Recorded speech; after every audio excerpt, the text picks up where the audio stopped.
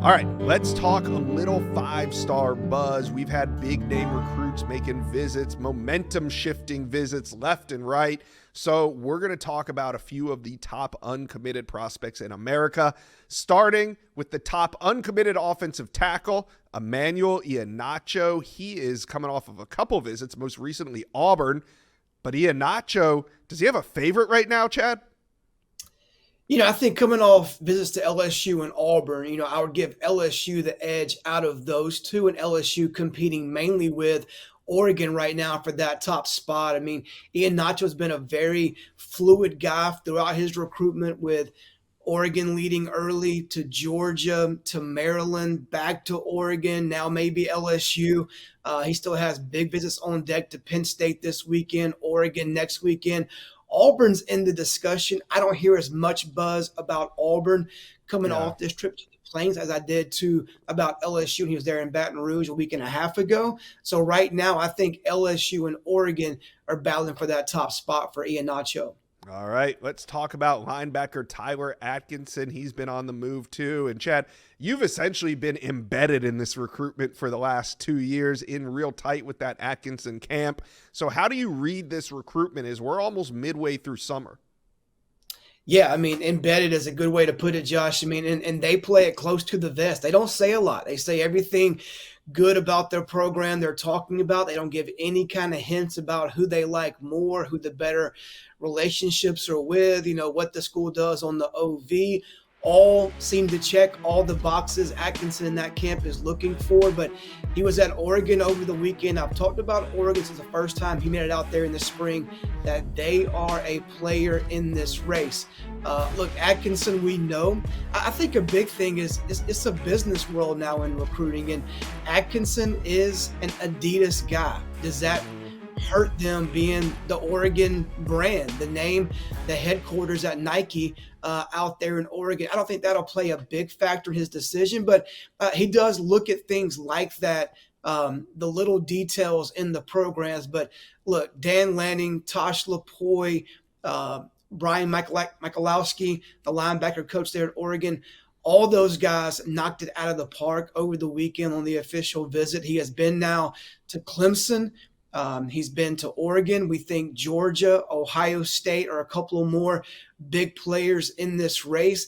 This could go a number of different ways when all's said and done, likely in July when he makes this decision. But Oregon, we feel, is a major player in this race, but he still, I think, has big visits to come. And we think Georgia and Ohio State will have a lot to say when this decision is made. Yeah, certainly a heavyweight fight here shaping up. Let's talk about safety Jet Washington, Bishop Gorman High School in Las Vegas.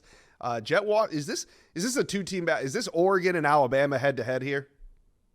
Yeah, I don't think you can rule out USC completely yet, but if I had to do some separation, I would put Alabama, Oregon above USC. He was at USC for a midweek OV last week, at Alabama a week and a half or so ago, and obviously at Oregon this past weekend. I think he's done with visits, and he wants to commit as soon as he's ready. Look, he canceled the OV to Ohio State last weekend. I mean, he mentioned that could be potentially rescheduled right now. That's unlikely at this point. I think Oregon likely got the last visit, had him on campus in Eugene. He had 2 good trips there earlier this year as well. And I think Oregon's kind of setting the pace. I mean, he loves Alabama. They had great success in the secondary with guys from the West Coast, Amani Jackson, Xavier Brown, guys that start for them right now at cornerback. And he loves Coach Mo at Alabama. Great relationship there.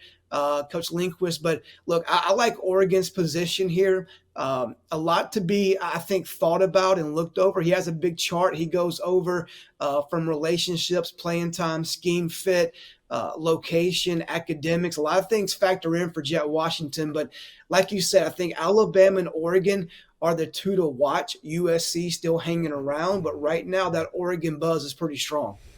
All right, 2 more 5 stars we got to hit on. The first is edge Anthony Tank Jones. When this cycle started, I thought this was going to be primarily an Auburn-Alabama battle for the in-state edge, but it seems like he's kind of opened things up a little bit more than just those 2 teams.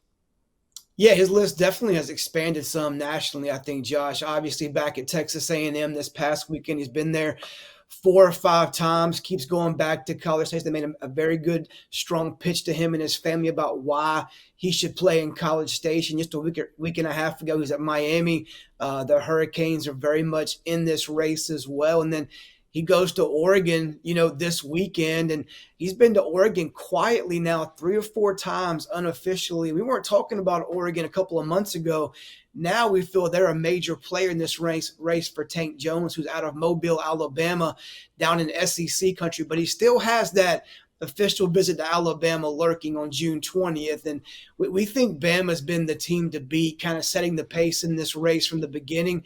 He was at Auburn back in May for his official visit there on the Plains. But look, Alabama's going to have a lot to say about this decision when all is said and done, when he makes that commitment, probably in July at some point.